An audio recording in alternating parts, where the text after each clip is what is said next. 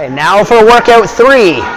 So whether it's the team or the individual, they'll be going through 3 rounds of 3, 6, and 9 reps. The 3 reps are the lateral burpees over the bar. I mean, we start by going parallel here. We're going to be going to the other side once we finish our 3 reps. They'll essentially finish on the opposite side that they started on, followed by 6 hang power cleans and then 9 lunges.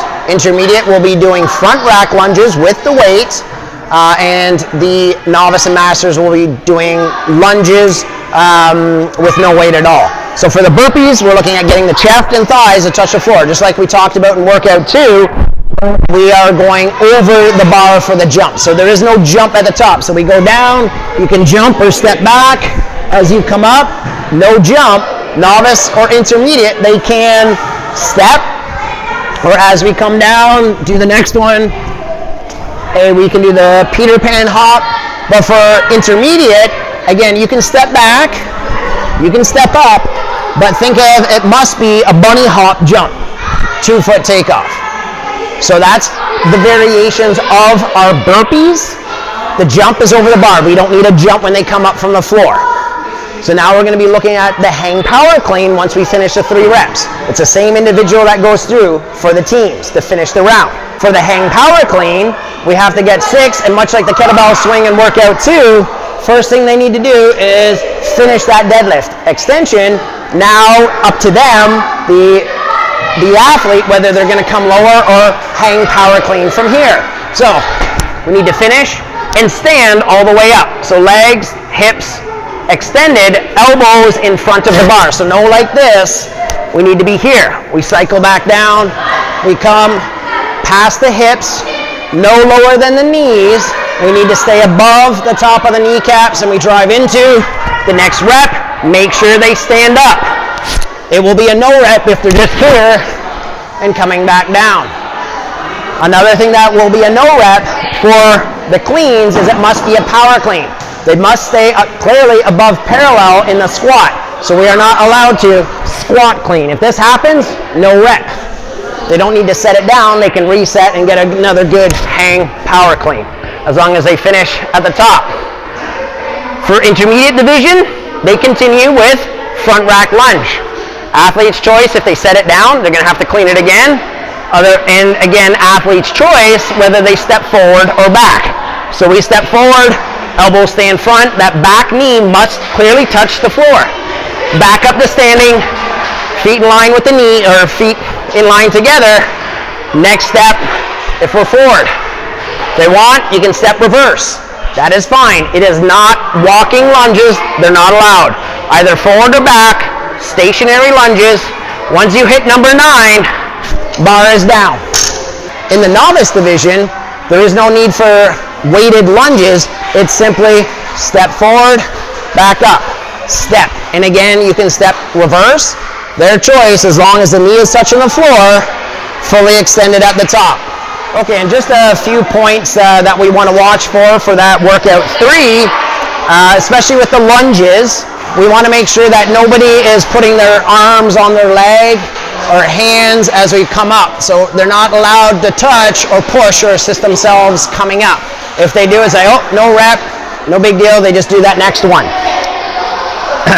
The other thing for the teams is we need to make sure for the judges that we're tracking that they maintain the same sequence. I don't think anyone will intentionally get out of sequence, so think of it as team member ABC. They have to go through 3 rounds, one after another. So member A does 3-6-9. Member B does the 3-6-9. Member C does 3-6-9. That's round 1 for each of them. They will continue again, ABC, and then a third time, ABC, completing all of the reps for the 3, 6, and 9 for their respective division.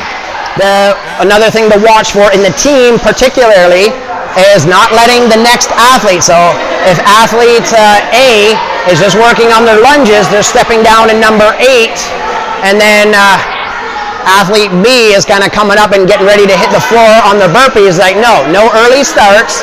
So what we want to do is control that point, or it's like, okay, go when the working athlete finishes their 9th lunge, and it finishes not here when they're up and feet are in line and they're extended. That's when the next athlete will be going. If they start early, it's like, nope, start them over. For workout 3, for the individual, we have simply 3, 6, and 9 reps to get through. It's going to be very quick. It's a 4-minute time cap. So we have our boxes to keep track of the rounds and the movements. So round 1, we're just simply going to be going down. It's 3 lateral burpees over the bar, very low rep count, so likely we're just going to be doing check marks.